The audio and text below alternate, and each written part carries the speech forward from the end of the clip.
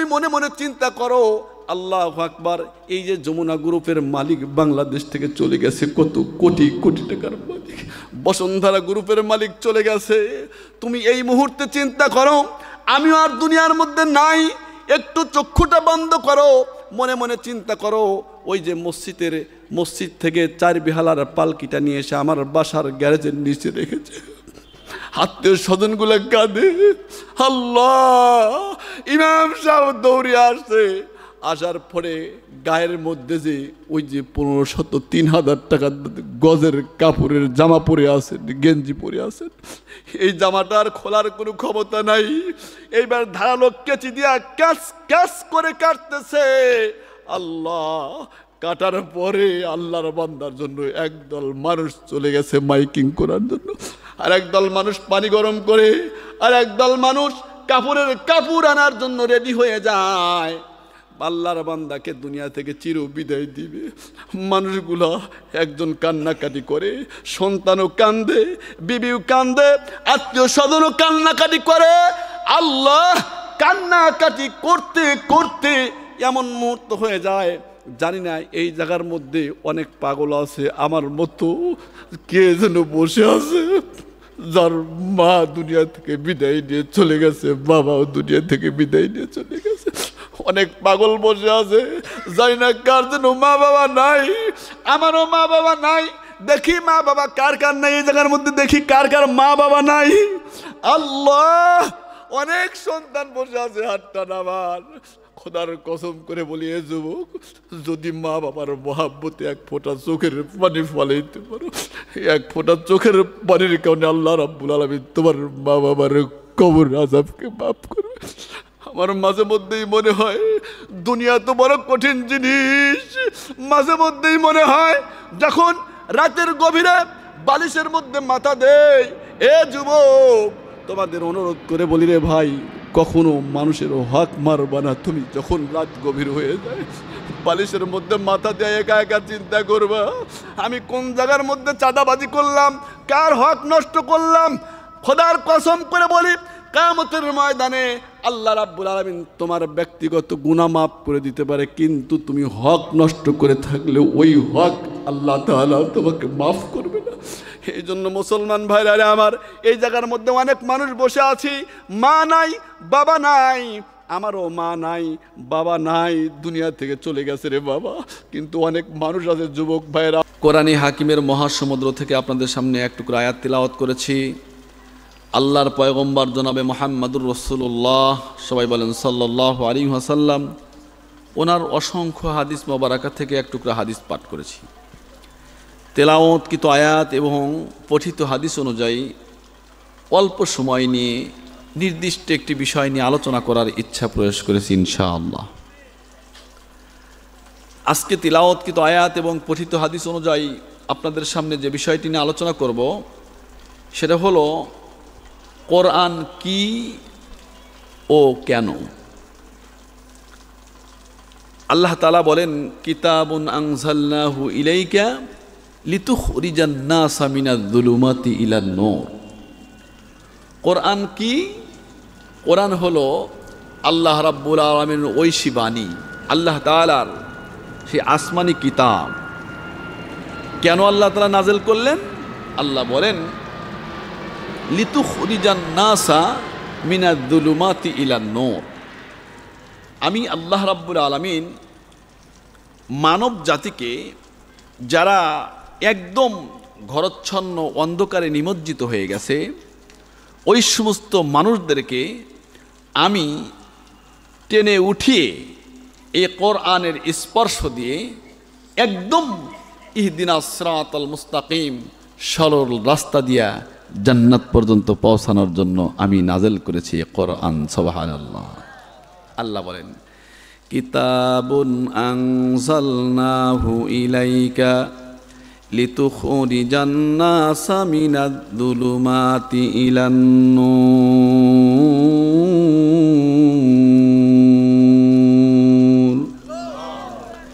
कीमते हर चाज चीज रादा ना के चीज, कीमते खुद राना दानी अहमकीज।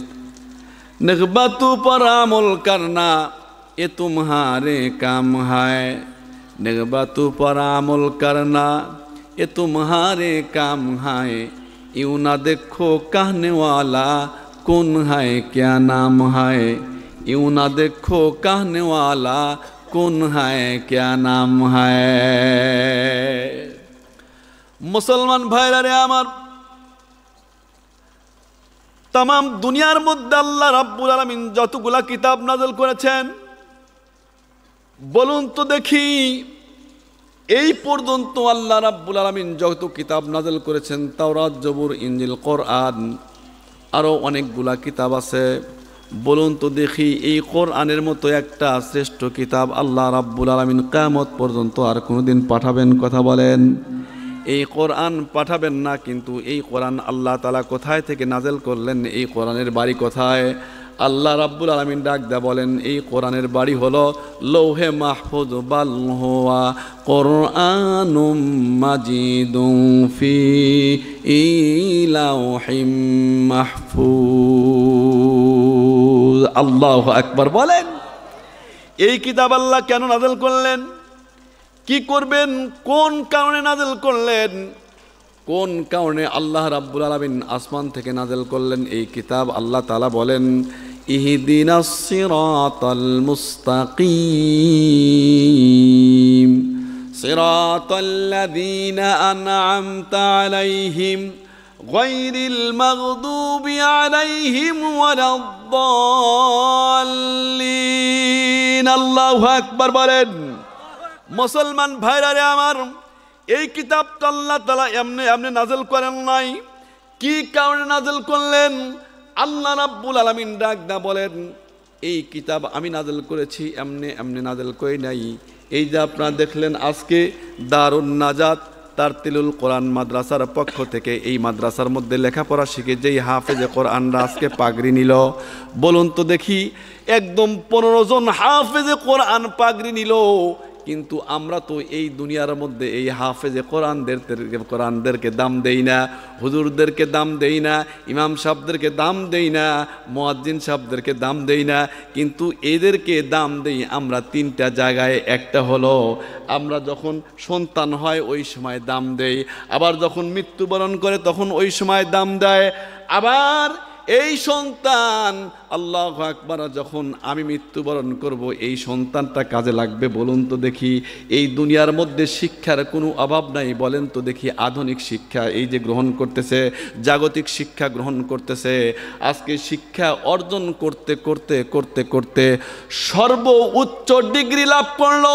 কিন্তু বলুন তো দেখি এই আল্লাহর বান্দা সর্বোচ্চ ডিগ্রি লাভ করলে কতটুকু দাম অর্জন করতে পেরেছে? এই দুনিয়ার মধ্যে দেখবেন আল্লাহু আকবার, আমার তো বুঝে আসে না এই দুনিয়ার মানুষ এই যে এই কোরআন, দুনিয়ার মধ্যে এই কোরআন ছাড়া কোনো উপায় নাই, কবরের মধ্যে কোরআন ছাড়া কোনো উপায় নাই, হাসরের মধ্যে কোরআন ছাড়া কোনো উপায় নাই, তারপরেও এই দুনিয়ার মধ্যে কেমন করে এই কোরআনকে বাইপাস আর মাইনাস করে মানুষ জাগতিক শিক্ষার পিছনে পাগল হয়ে গেল। কিন্তু বলুন তো দেখি মুসলমান, কোটি কোটি টাকা খরচ করে আপনার সন্তানকে জাগতিক শিক্ষা অর্জন করাইলেন, এই দুনিয়ার মধ্যে সবচেয়ে উচ্চ শিক্ষা হলো একদম ডাক্তারি শিক্ষা, সেটা হলো একদম FRCS করাইলেন। বলুন তো দেখি এই সন্তানটার পিছনে কোটি কোটি টাকা খরচ করলেন, বলুন তো দেখি এই সন্তানটা কোন কাজে আসবে? এই সন্তানটা দুনিয়ার মধ্যে কাজে আসবে? এই কোরআনের শিক্ষার দাম কতটুকু এইটা আমরা জানি না। আমরা মুসলমান মুত্তাকি পরহেজগার। শায়ের কি বলেন? কিমতে হর চিজ রাদানা কে চিজ, কিমতে খুদরা নাদানি আহমাকিস, কিমতে খুদরা নাদানি আহমাকিস। এই কোরআনের শিক্ষার দাম কতটুকু আমরা জানি না। আজকে আমরা জানি এই যে চাউল বিক্রি হয়, চাউল কত করে বস্তা, কত করে কেজি এইটা আমরা জানি, আলু কত করে কেজি এইটা আমরা জানি, ডাউল কত করে কেজি এইটা আমরা জানি, কিন্তু আমার জায়গার দাম জানি, আমি গাড়ির দাম জানি, আমি বাড়ির দাম জানি, কিন্তু এই কোরআনের দাম কত এইটা আমি আর আপনি একবারও জানার চিন্তা করলাম না। মুসলমান, এই কোরআনের স্পর্শ যারা পাইছে তারা এই দুনিয়ার মধ্যে একদম ঈমান আনতে বাধ্য হয়েছে। শুধু ঈমান নয়, সে ইহদিনাস সিরাতাল মুস্তাকিম, সরল সঠিক রাস্তায় উঠতে বাধ্য হয়েছে। শেষ পর্যন্ত আল্লাহ রাব্বুল আলামিন তার জান্নাত পর্যন্ত পৌঁছা দিয়েছেন। এই দুনিয়ার মধ্যে অনেক মানুষ আছে মুসলমান, এখন যদি এই মুহূর্তে বলি ভাই আপনার দিলের মধ্যে ওই কোরআনের ভালোবাসা আছে কিনা, অবশ্যই আপনি বলবেন হ্যাঁ অবশ্যই আমার দিলের মধ্যে ওই কোরআনের ভালোবাসা আছে। কিন্তু আমি যদি বলি কতটুকু আছে, এখন তো আপনি এর পরিমাণ দেখাইতে পারবেন না। যদি কোরআনের ভালোবাসাই আমার আপনার দিলের মধ্যে থাকে, তাহলে এই কোরআনের ভালোবাসা যদি আমার আপনার দিলের মধ্যে থাকে, তাহলে তো কোনো ইহুদি খ্রিস্টান বেঈমান আমার আপনার সামনে এই কোরআনের বিরুদ্ধে কথা বলে দাঁড়ায় থাকতে পারে, সাহস পায় না। কথা বলেন ঠিক কিনা মুসলমান? কিন্তু বড় দুঃখের বিষয়, দেখেন আমরা কোরআনকে কিভাবে ভালোবাসি। এই দুনিয়ার মধ্যেও দেখবেন, আমি এখন একজনের নাম আপনাদের সামনে নেব, খুব সংক্ষিপ্তভাবে কথা বলবো মুসলমান। খুতুবাতে জুলফিকার আলী দামাত বারকাতুহুম মাদ্দাজিল্লুল আলিয়া, আল্লামা জুলফিকার আলী নকশবন্দি দামাত বারকাতুহুম, ওনার খুতুবাতের মধ্যে উনি লেখেন, খুতুবাতে জুলফিকারের মধ্যে উনি লিপিবদ্ধ করেছেন যে এই দুনিয়ার মধ্যে নয়, আপনারা ওই দুনিয়ার মধ্যে দেখবেন, এই দুনিয়ার মধ্যে কোরআনের দাম যেমন আল্লাহ রাব্বুল আলামিন কিয়ামতের ময়দানেও কোরআনের দাম আল্লাহ রাব্বুল আলামিন এত বাড়িয়ে দিবেন, আল্লাহু আকবার, এত বাড়িয়ে দিবেন। আর এমনভাবে আল্লাহ রাব্বুল আলামিন এই কোরআনের দাম ইজ্জত বাড়া দেন। যদি কোনো মানুষ এই কোরআনকে নিয়ে কোরআনের পক্ষে কথা বলেন, কোরআনের পক্ষে দাঁড়িয়ে যান, আল্লাহ রাব্বুল আলামিন তাকে ইজ্জত দিবেন। আল্লাহ ইজ্জত দেওয়ার মালিক হলেন আল্লাহ। আল্লাহ রাব্বুল আলামিন বলেন, ওয়া তুইজ্জু মান তাশাউ ওয়া তুযিল্লু মান তাশাউ বিয়াদিকাল খায়র ইন্নাকা আলা কুল্লি শাইইন কাদির। আল্লাহু আকবার বলেন। মুসলমান ভাইরা রে আমার, এই মুহূর্তে আমি আপনাদের সামনে এমন একটা নাম নেব, আপনার যেই মানুষগুলা প্রত্যেকটা নাম তাদের প্রত্যেকটা মানুষের ব্রেনের মধ্যে আছে, এই দুনিয়ার মধ্যে নয়।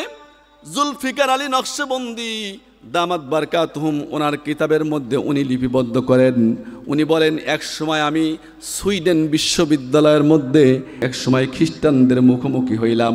মুখোমুখি হওয়ার পরে এই জায়গার মধ্যে কথাবার্তা হইতেছে, কথাবার্তা হইতে হইতে হইতে হইতে এক সময় আমি বলে ফেললাম যে দুনিয়ার মধ্যে যত কিতাব আছে সবচেয়ে উত্তম কিতাব হলো কোরআন, আর এর মতো শ্রেষ্ঠ কিতাব দুনিয়ার মধ্যে আর একটাও হইতে পারে না।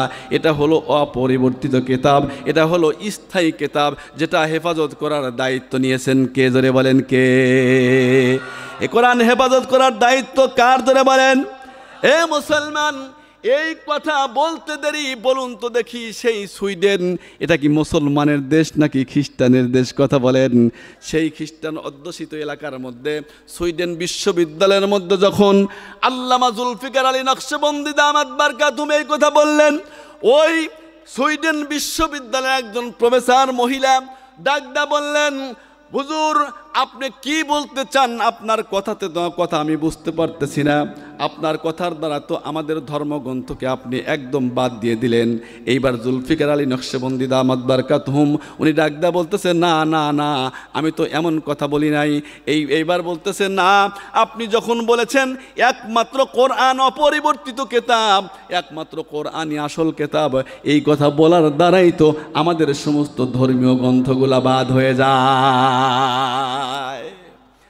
আল্লামা জুলফিকার আলী নকশবন্দি উনি ডাকদা বলেন যে আমি আর কোনো কিছু বলি না, কিন্তু বারবার ওই মহিলাটা বলতেছে, হুজুর কি বললেন এই কথাটা ভালো করে বুঝিয়ে দেন।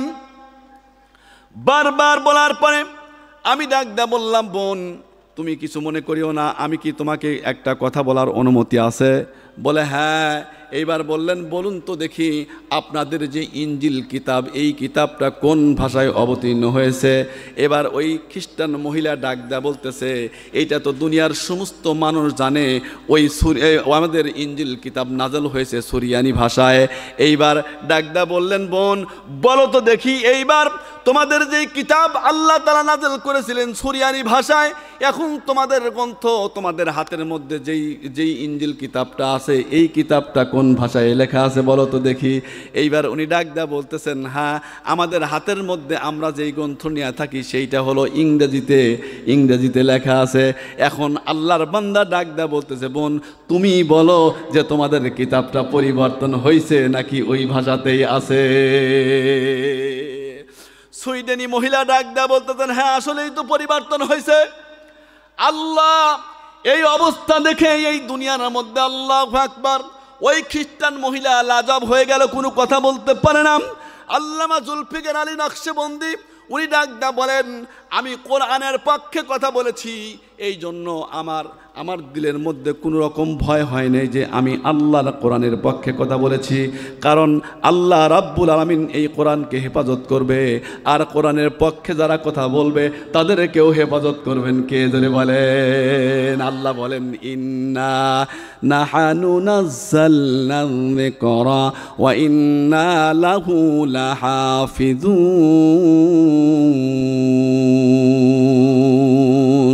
আল্লাহু আকবার বলে বলেন।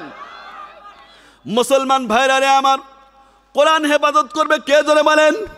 কথা বলে না। কোরআন হেফাজত করবেন কে? কোরআন হেফাজত করবেন আল্লাহ। তামাম দুনিয়ার মানুষ যদি একত্রিত হয়েও এই কোরআনের বিরোধিতা করি, বলুন তো দেখি এই কোরআনের একটা জের জবর পর্যন্ত কি উলট পালট করা সম্ভব হবে? এই কোরআন তো আল্লাহ তাআলা যখন নাযিল করবেন, আল্লাহ বলেন, ইন্না আরাদানাল আমানাতা আলাস সামাওয়াতি ওয়াল আরদি ওয়াল জিবাল ফাআবাইনা আন ইয়াহমিলনাহা ওয়া আশফাকনা মিনহা ওয়া হামালাহাল ইনসান ইন্নাহু কানা যালুমান জাহুলা। আল্লাহ রাব্বুল আলামিন ডাক দা বলেন, আমি এই কোরআন যখন নাযিল করব, আমি পাহাড়কে ডাক দা বললাম, পাহাড় অস্বীকার করলো যে না আমি কোরআনের ভর সইতে পারবো না। জমিনকে বললাম, জমিন অস্বীকার করলো। আসমানকে বললাম, আসমান অস্বীকার করলো। কিন্তু একদম দুর্বল মানুষ, খুলিকাল ইনসানা দাইফা, একদম দুর্বল করে মানুষকে আমি আল্লাহ তাআলা বানাইলাম। এই মানুষ যখন নিল, আল্লাহু আকবার, আল্লাহ রাব্বুল আলামিন যখন বলেন যে এই দুর্বল মানুষ যখন এই কোরআনের দায়িত্ব নিতে চাইল, আর আল্লাহ যখন একটার পরে কোরআনের আয়াত নাযিল করেন, তখন পয়গম্বর বারবার জিহ্বা নাড়াচাড়া করেন। আল্লাহ তাআলা ডাক দা বললেন, পয়গম্বর না না না, লা তুহাররিক বিহি লিসানাকা লিতাজালা বি, আপনি জিহ্বা নাড়াচাড়া করবেন না। আপনি কেন নাড়াচাড়া করতেছেন? পয়গম্বর ডাক দা বললেন, সমস্ত কিতাব তো আল্লাহ রাব্বুল আলামিন একদম আসমান থেকে বাইন্ডিং অবস্থায় কিতাব আকারে পাঠিয়ে দিয়েছেন, কিন্তু এই কোরআন তো আল্লাহ তাআলা বাইন্ডিং করে পাঠান নাই, কিতাব আকারে পাঠান নাই। আমার বড় ভয় হয়, আমি যদি এই কিতাব ভুলে যাই তাহলে তো আমার গুনাহগার উম্মত এ থেকে বঞ্চিত হয়ে যাবে। এই জন্য আমি বারবার তেলাওয়াত করি। আল্লাহ রাব্বুল আলামিন ডাক দা বললেন, পয়গম্বর আপনার টেনশন করার কোনো দরকার নাই, আমি আল্লাহ রাব্বুল আলামিন আপনার সিনার মধ্যে এই কোরআনকে হেফাজত করার দায়িত্ব নিয়ে নিলাম, আমি আল্লাহ। আল্লাহু আকবার বলেন মুসলমান। এজন্য দুনিয়ার মধ্যে দেখবেন কোরআন নাযিল হওয়ার পর থেকে, সেই যখন নাযিল হয়েছে হীরা গুহার পর থেকেই নাযিল হয়েছে, ওই সময় থেকেই এই কোরআনের বিরোধিতা করার লোক আছে। কথা বলেন ঠিক কিনা? আল্লাহ রাব্বুল আলামিন ডাক দা বলেন, এই শিক্ষা তো যে কোনো শিক্ষা না। দুনিয়ার মধ্যে আপনি শিক্ষা গ্রহণ করবেন, কিন্তু আল্লাহ পয়গম্বরকে যখন ওই যে জিবরিল আমিন সেই হীরা গুহার মধ্যে সে ডাক দা বললেন, ওগো পয়গম্বর পড়ুন ইকরা। পয়গম্বর পড়েন না, ইকরা মানে পড়ুন। পয়গম্বর কিছু বললেন না, আবার বললেন পড়ুন ইকরা। পয়গম্বর পড়লেন না, আবার বললেন পড়ুন ইকরা, পয়গম্বর পড়েন না। তারপরে জিবরিল আমিন যখন বললেন ইকরা বিসমি রাব্বিকাল্লাযী খলাক খলাকাল ইনসানা মিন আলাক। আল্লাহু আকবার, ধরে বলেন। মুসলমান ভাইরা রে আমার, পয়গম্বরকে জিবরিল বললেন পড়ুন, কোনো কিছু পড়ে না। কি পড়বো? ইংরাজি পড়বো নাকি বাংলা পড়বো, কোন পড়া পড়বো, কোনো কিছু বলে নাই।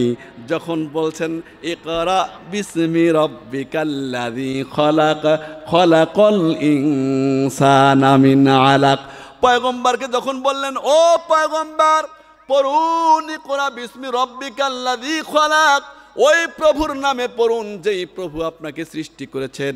এর দ্বারা বোঝা গেল দুনিয়ার পড়াপড়ি করে কোনো কাজ হবে না, দুনিয়ার পড়াপড়ি করে কোনো কাজ হবে না।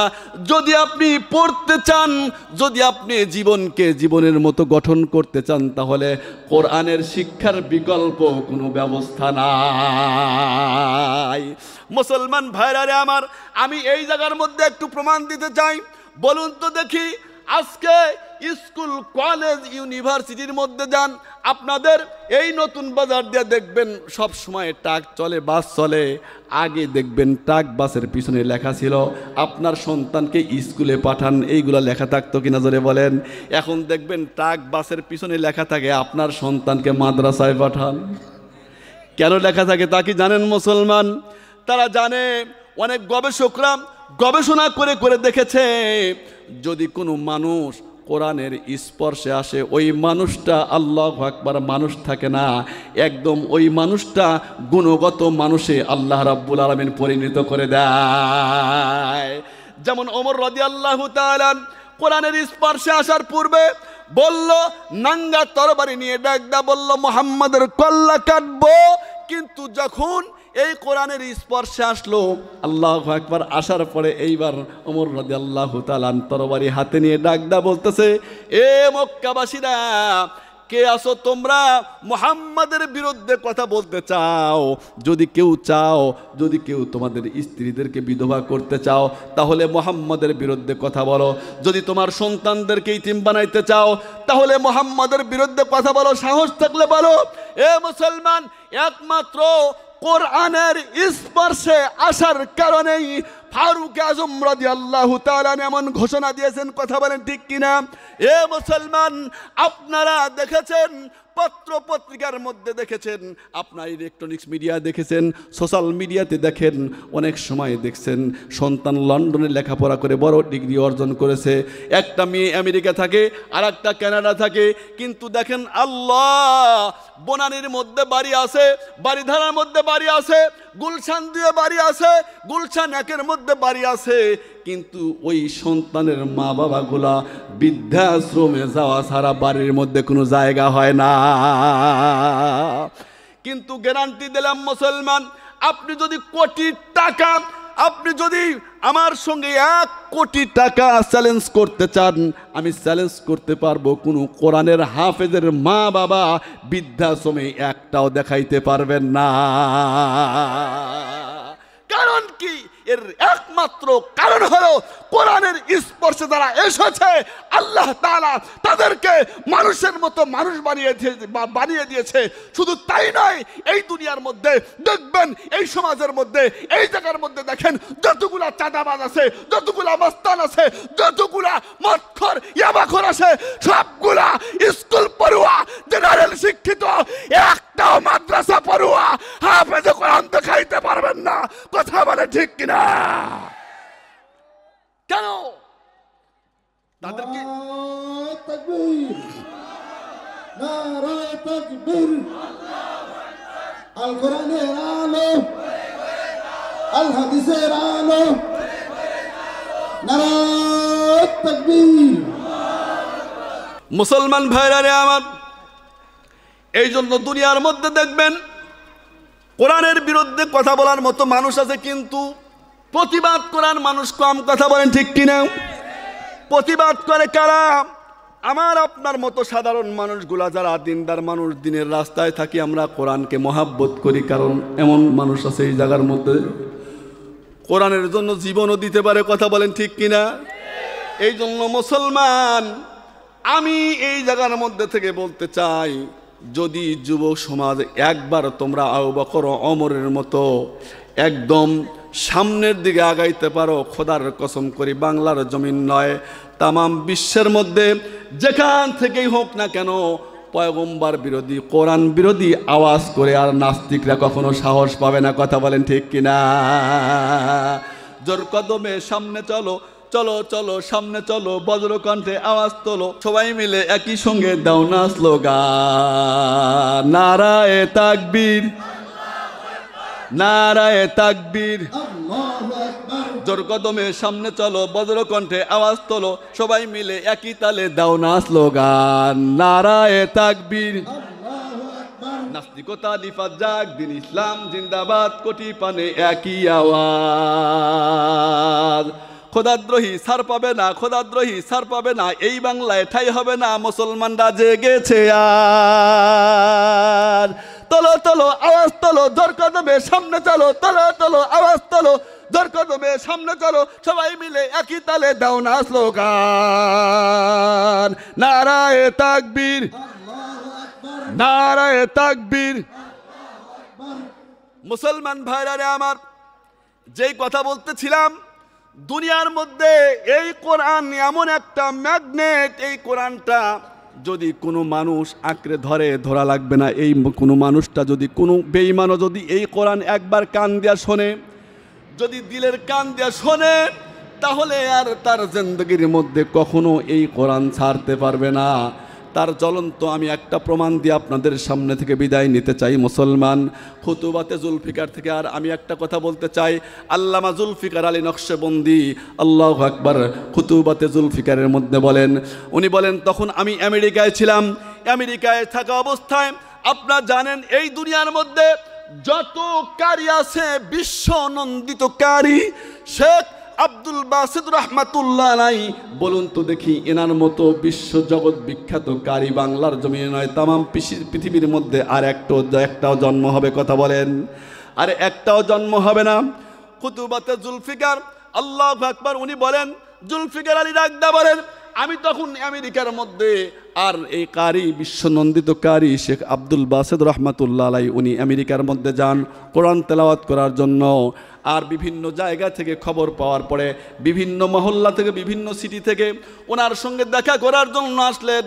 আসার পরে সমস্ত ওলামা একরাম, এই যে আজকে যেমন মুফতি মিজান সাহেবের সঙ্গে আমার সাক্ষাৎ হইল, সাক্ষাৎ হওয়ার পরে আমি অনেক কিছু প্রশ্ন করলাম। হুজুর, আপনি এই যে এত জার্নিং করে, আপনার কি শরীরে ভালো লাগে? বৃদ্ধ মানুষ, বাবা কি করব, কোরআনের খাতিরে দৌড়াদৌড়ি করতে হয়, সবাই চায় তাই যাই, সবার ভালোবাসা, এই জন্য যাইতে হয়। এইবার কারি সাহেবকে ডাক দা বললেন, হুজুর আপনি তো কোরআনের জন্য পাগল, বিশ্ববিখ্যাত কারি, আপনি নাম করা কারি, কিন্তু বলুন তো দেখি আপনার জিন্দগির মধ্যে তো কোরআনের পিছনেই কাটিয়ে দিলেন, পুরো জিন্দগি শেষ করে দিলেন, কিন্তু বলুন তো দেখি আপনার জিন্দগির মধ্যে এই কোরআনের কোনোদিন মুজিজা দেখেছেন কিনা? দুই একটা মুজিজা দেখেছেন কিনা? বিশ্বনন্দিত কারি শেখ আব্দুল বাসিত রহমাতুল্লাহ আলাইহি ডাকদা বললেন, বাবা কি বলো, আমি তো এই কোরআনের জন্য এমনি এমনি পাগল হই নাই, আমি তো এই কোরআনের জন্য এমনি এমনি জীবন দিয়ে দেই নাই, আমার তামাম জিন্দগিটা আমি কোরআনের জন্য বিলীন করে দিয়েছি। এই কারণে দেই নাই, জানো না শুধু একটা কেন, আমি যদি বলতে যাই তাহলে এই কোরআনের জন্য আমি হাজার হাজার কোরআনের মুজিজা আল্লাহ রাব্বুল আলামিন আমাকে দেখিয়েছেন। সুবহানাল্লাহ বলেন। মুসলমান ভাইরা আমার, এই কথা বলার পরে আমেরিকার শত শত ওলামা একরাম ডাকদা বলল, হুজুর তাহলে দুই একটি আমাদেরকে শোনান। বিশ্বনন্দিত কারি শেখ আব্দুল বাসিত রহমাতুল্লাহ আলাইহি ডাকদা বললেন, বাবা তাহলে শোনো, আমার জিন্দগির মধ্যে থেকে আমি একটা কথা তোমাদেরকে শোনাইতে চাই। এইবার উনি ডাকদা বললেন, বাবা শোনো, এক সময় আমাদের মিশরের মধ্যে যে মিশরের প্রধানমন্ত্রী জামাল আব্দুল নাসের ছিল, উনি একবার রাশিয়ার মধ্যে গেলেন, বিশ্ব নেতাদের কনফারেন্স হইল, ওই বিশ্ব নেতাদের কনফারেন্স রাশিয়ার মস্কোর মধ্যে গেলেন।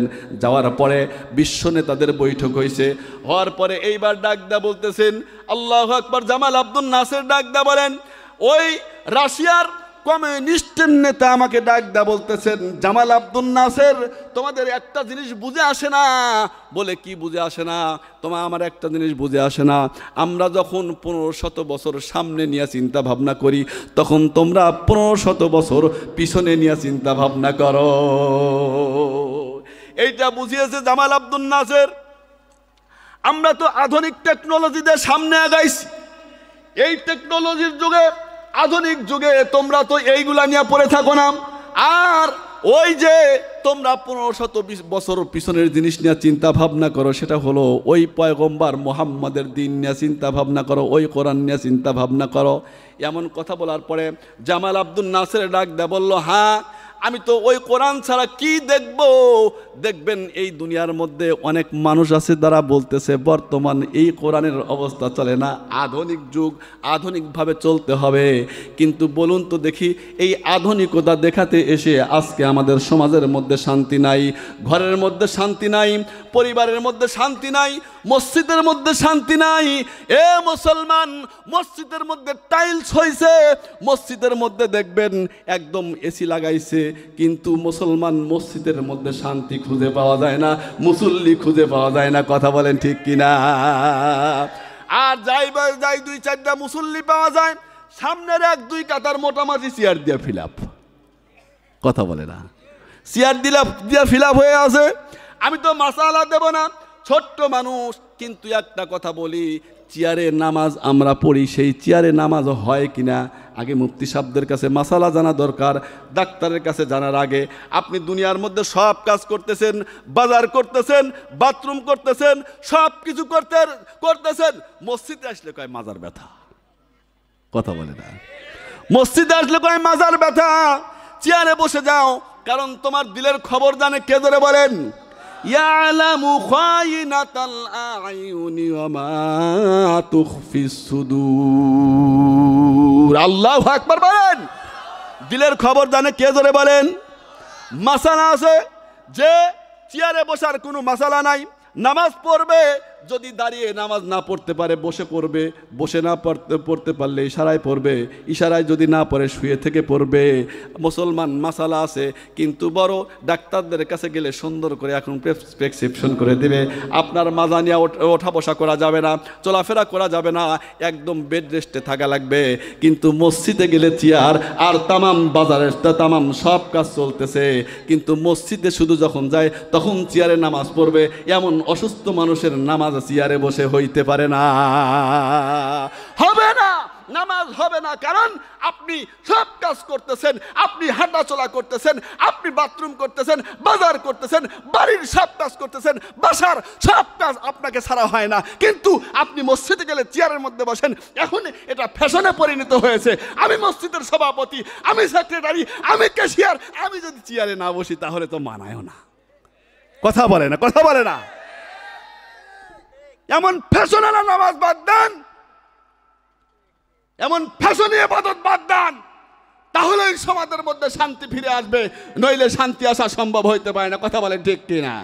সত্য কথা বলে যাই, মন দিয়ে শোনেন সবাই, এই সমাজের কোনো কাজে শান্তি তো ভাই মোটে নাই, এই সমাজের কোনো কাজে শান্তি তো ভাই মোটে নাই। অফিস আদালতে ভাইরে ঘুষ বিনে চলে না কাম, ঘুষ পাইলে সব সারেরা বলে আসেন ওয়েলকাম। হায়রে ঘুষ বিনে আদালতে, হায়রে ঘুষ বিনে আদালতে, গরিব দুঃখীর নাই রে ঠাই, এই সমাজে কোনো কাজে শান্তি তো ভাই মোটে নাই। সত্য কথা বলে যাই, মন দিয়ে শোনেন সবাই, এই সমাজের কোনো কাজে শান্তি তো ভাই মোটে নাই, এই সমাজের কোনো কাজে শান্তি তো ভাই মোটে নাই। হায় হায়, সমাজের মধ্যে তো এখন নেতাদের অভাব নাই। কথা বলে না, শুধু নেতা নেতা নেতা নেতা নেতা ছাড়া মানুষ নাই, সাধারণ জনগণ খুব কম, সবাই শুধু নেতা হইতে চায়। কথা বলেন ঠিক কিনা? পাতা পোতা ঘোষাঘষি কাম সারা মরিজের, নেতা নেতা ঘুতাঘুতি দোফা সারা আমাদের। কথা বলে না, কথা বলে না। পাটা পোতা ঘোষাঘুষি দফা সারা মরিজের, নেতা নেতা ঘুতাঘুতি দফা সারা আমাদের। যে যায় লঙ্কায় সেই হয় হনুমান, কারে কি যে বলি ভাই সকলেই সমান। এ মুসলমান ভাইরা রে আমার, বিশ্বনন্দিতকারী শেখ আব্দুল বাসিত রহমাতুল্লাহ আলাইহি ডাকতে বললেন, বাবা জানো না আমার জিন্দগির মধ্যে আমি শত শত কোরআনের মুজিজা দেখেছি, এই জন্যই তো আমার জীবনটা আমি কোরআনের পিছনে বিলীন করে দিয়েছি। সুবহানাল্লাহ বলেন। মুসলমান ভাইরা রে আমার, উনি বললেন তাহলে শোনো, আমার জিন্দগি থেকে আমি একটা মুজিজা বলতে চাই। উনি বলেন ওই যে সেই মিশরের জামাল আব্দুল নাসের, মিশরের প্রধানমন্ত্রী, উনি যখন চলে গেলেন সেই রাশিয়ার মস্কোর মধ্যে, যাওয়ার পরে ওই রাশিয়ার আল্লাহু আকবার যিনি কমিউনিস্টের নেতা, উনি ডাক দেয়া বললেন, জামাল আব্দুল নাসের তোমাকে তো বড় ভদ্র দেখা যায়, তুমি তো বড় ভালো মানুষ, তবে তোমাকে একটা কথা বলতে চাই, তুমি যদি ওই 1500 বছরের চিন্তা ভাবনা ওই কোরআনকে ছেড়ে দিয়ে তুমি যদি আমাদের এই লাল কিতাবকে গ্রহণ করো, তাহলে তোমাকে আমি অনেক আধুনিক টেকনোলজি দেবো তোমার দেশকে উন্নত করার জন্য। জামাল আব্দুল নাসের ডাক দা বললেন যে না না না, আমার ওই আধুনিক টেকনোলজির দরকার নাই, আমার ওই জ্ঞান বিজ্ঞানের দরকার নাই, কিন্তু আমি কোরআনকে ছাড়তে পারবো না। আল্লাহু আকবার ধরে বলেন।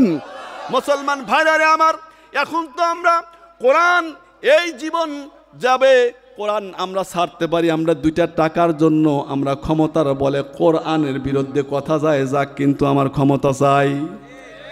মুসলমান ভাইরা রে আমার, খুব ভালো করে বুঝবেন, আমি যদি এই জায়গার মধ্যে নয়, এই জায়গার মধ্যে ঢাকা শহর, ঢাকা বাড়িধারা, নতুন বাজার এইগুলা নাই, কিন্তু আপনি দেখবেন গ্রামগঞ্জের মধ্যে এইগুলা বেশি হয়। দেখবেন কোরআনের বিরুদ্ধে কথা বলা হয়, হাদিসের বিরুদ্ধে কথা বলা হয়, তারপরে তার গায়ের মধ্যে লাগে না, কোনো কথা বলে না। কিন্তু যদি ওর পাতি নেতার বিরুদ্ধে কথা বলা হয়, ওর গরমে মহল্লার মধ্যেই থাকা যায় না। কথা বলেন ঠিক কিনা? মুসলমান ভাইরা আমার, এই জন্য একটা জিনিস মনে রাখবেন, এই কোরআনের মহাব্বত, যুবক, এই কোরআনের মহাব্বত তুমি যদি বিন্দু পরিমাণ দিলের মধ্যে রাখো, খোদার কসম, এই কোরআনের মহাব্বতের কারণে আল্লাহ রাব্বুল আলামিন তোমাকে কিয়ামতের ময়দানে জান্নাত দিতে পারেন। এই জন্য আমি বলি, বাংলার জমিনের যুব সমাজ এখন সবাই কোরআন প্রেমিক হয়ে গেছে। কথা বলেন যুবকরা, কথা বলে ঠিক কিনা মুসলমান? তাই আমি বলি, এই বাংলার জমিনে এর আগে ইহুদি খ্রিস্টান যারা বৌদ্ধ আছে, যারা কোরআন বিরোধী আছে, একদম সূক্ষ্মভাবে কোরআনের বিরোধিতা করছে। দেখবেন কিছু বুদ্ধিজীবী যারা টকশোতে বসে বসে কয়, হ্যাঁ আরে কোরআনের মধ্যে কি সব আছে নাকি? কোরআন পড়লে সব জানা যাবে? হুজুররাই কি দুনিয়ার মধ্যে সব জানে নাকি? এরা তো আধুনিক জ্ঞান বিজ্ঞান জানে না, এদের তো টেকনোলজি জানা নেই, এদের তো কোনো কিছু জানা নেই, শুধু কোরআন পড়ে সব জানতে পারবে। আপনি যান বাড়িধারার মধ্যে যান, যতগুলা মুফতি আছে, মুহাদ্দিস আছে, আপনি এদের কাছে নিয়ে আসেন, ট্রিপল টাইটেল নিয়ে আসেন, মাস্টার্স করা মানুষ আছেন, FCPS করা লোক নিয়ে আসেন, খোদার কসম করে বলি, একটা মানুষের সামনে বসে যদি এরা জবাব দিয়ে উঠে যেতে পারে, তাহলে আর জিন্দেগির মধ্যে ওয়াজের ময়দানে চেয়ারে বসবো না। আল্লাহ তাআলা এই জ্ঞান কে দিয়েছেন? এই জ্ঞান দান কে? আল্লাহ। এই জন্য দেখবেন এখন আলহামদুলিল্লাহ বাংলার জমিনে কোরআনের জোয়ার উঠেছে। কথা বলেন, বাংলার জমিনে কোরআনের জোয়ার উঠেছে। হে যুবক ভাই, একটা কথা বলতে চাই, তোমাদের সঙ্গে তো আমাদের আদালতই নাই, তোমাদের সঙ্গে তো আমাদের দুশ্মনী নাই, কোনো কিছু নিয়ে তোমরা কোরআনের বিরুদ্ধে কথা বলো, আমাদের দিলে লাগে, আমরা চাই যেন কোরআনের বিরুদ্ধে কথা না বলে তোমরা জাহান্নামের দিকে না যাও। এজন্য ঘাপটি মেরে থাকা যে মানুষগুলো আছে, যারা দালাল চক্র আছে, যারা কোরআনের বিরুদ্ধে কথা বলে, হাদিসের বিরুদ্ধে কথা বলে, আমি তাদেরকে একদম উন্মুক্ত কণ্ঠে বলতে চাই, এ দেশ কোরআনের দেশ। কথা বলেন ঠিক কিনা? এই দেশ মাদ্রাসার দেশ, মসজিদের দেশ, এই দেশ ওলামা একরামের দেশ, এই দেশ মুয়াজ্জিনদের দেশ, এই দেশ ওলামা একরামের দেশ, এই দেশ ইমানদারদের দেশ, এই দেশ টুপিওয়ালার দেশ। কথা বলেন ঠিক কিনা? এই দেশ হাফেজ জিহুদুর রহমাতুল্লাহের দেশ, এই দেশ চরমনায়ের সেই শাইখুল হাদিস রেজাউল করিমের দেশ, এই দেশ, এই যে বাড়িধারার মধ্যে আল্লামা নূর হুসাইন কাসেমি ছিল, নূর হুসাইনের দেশ, এই দেশ মুফতি আমিনের দেশ, এই দেশ আল্লামা আজিজুল হক রহমাতুল্লাহের দেশ, তাই বলি বাংলার জমিনে আবারও কোন প্রান্ত থেকে কোন কুলাঙ্গার যদি কোরআন বিরোধী আওয়াজ তোলে, খোদার কসম করে বলি নিজের জীবনের তাজা রক্ত ঢেলে দিতে কোন কোন যুবক রাজি আছো?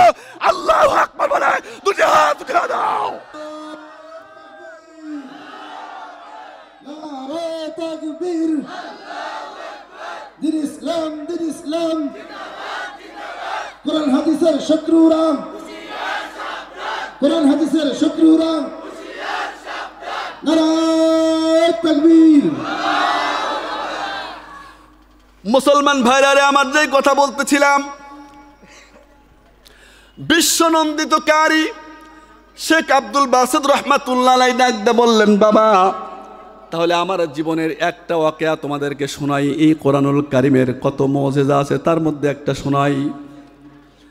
জামাল আব্দুল নাসির উনি বলেন, জামাল আব্দুল নাসিরকে যখন এই কথা বললেন তখন উনি ভালো করে কোনো উত্তর দিতে পারেন নাই, বক্তৃতার সময় দিয়েছে।